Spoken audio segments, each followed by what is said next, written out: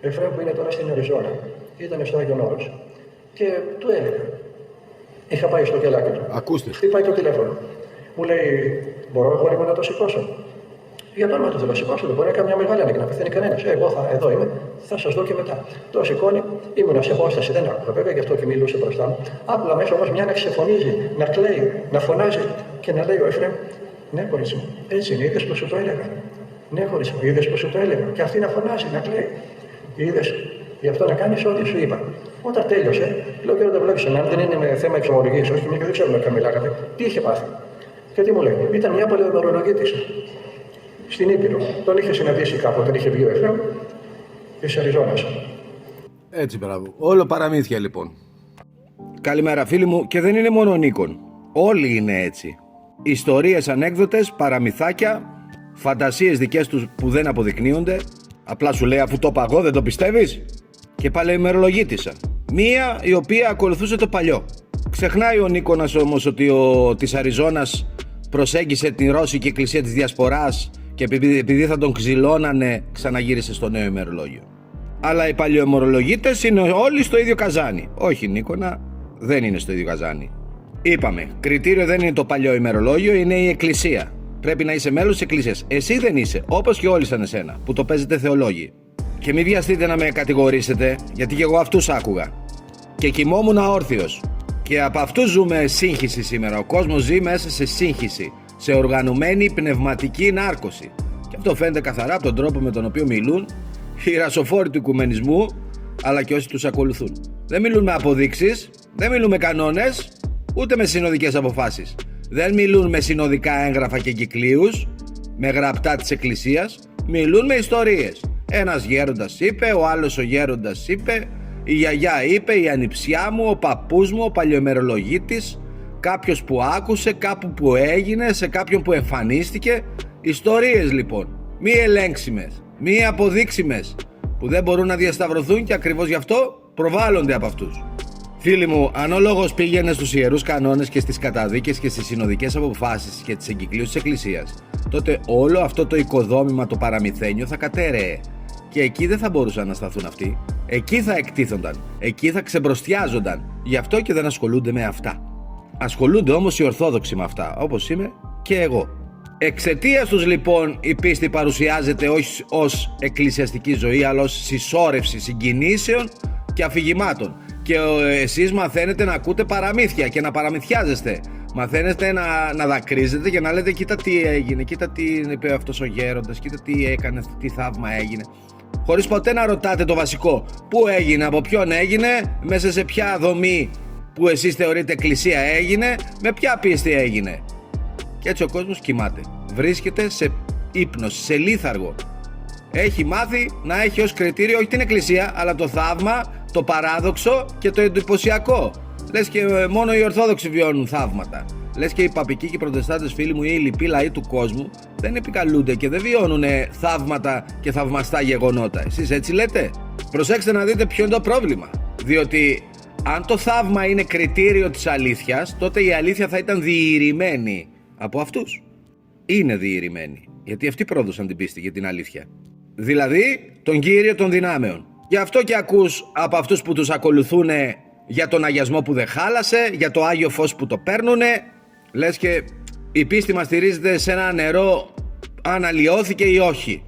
Σαν να λέμε ότι αν οποιοδήποτε νερό δεν έχει χαλάσει μέσα στον χρόνο, τότε είναι αγιασμός. Και αυτό δεν είναι εκκλησιαστικό φρόνημα. Είναι σκέψη μάγου. Δεν εξετάζουμε λοιπόν αν εκεί που τελέστηκε ο αγιασμός υπήρχε η εκκλησία, αν υπήρχε κανονική ιεροσύνη, αποστολική διαδοχή, ορθή πίστη, αν υπήρχε κοινωνία με την αλήθεια και όχι με τους αιρετικούς.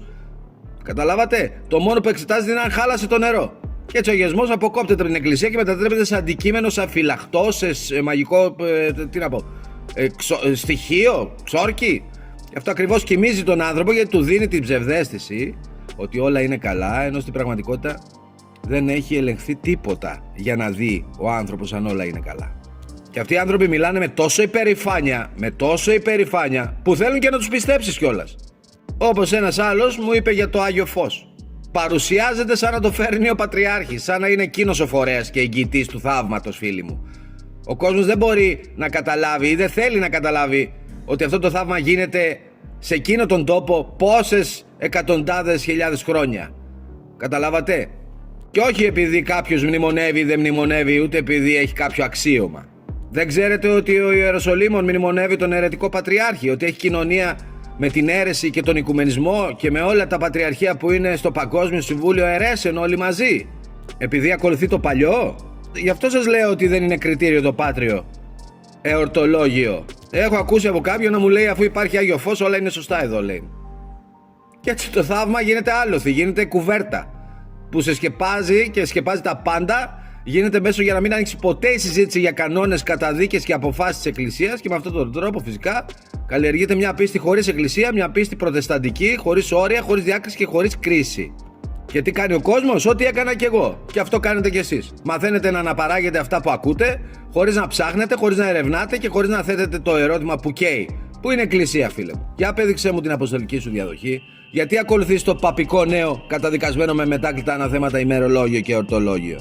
Και αν ρωτήσεις κάτι τέτοιο, χαρακτηριζόμουν εγώ σκληρός, φανατικός και διχαστικός.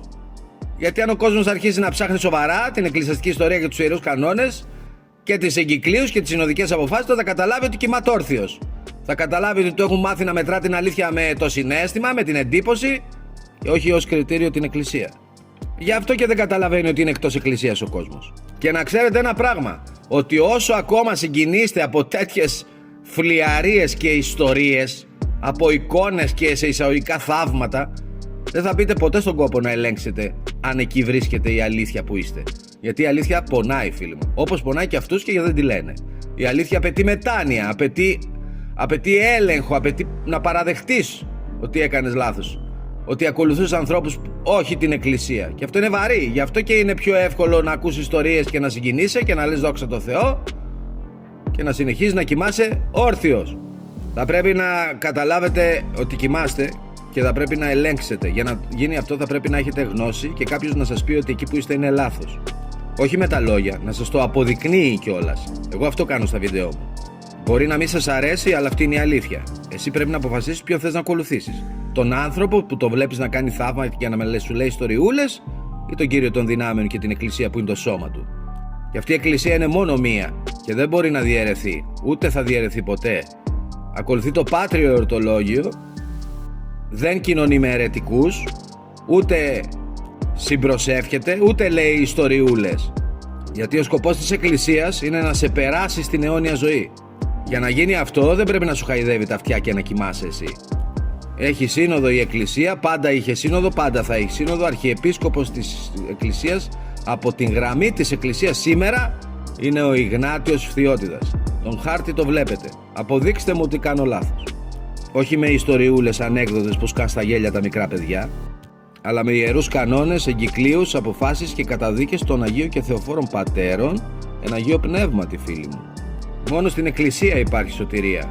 Και όλα τα άλλα, όσο εντυπωσιακά και αν φαίνονται, αν δεν ελέγχονται από την Εκκλησία, αυτό δεν είναι αφύπνιση, είναι υπνοτικό. Αυτό σας βάζουνε, υπνοτικό στο μυαλό.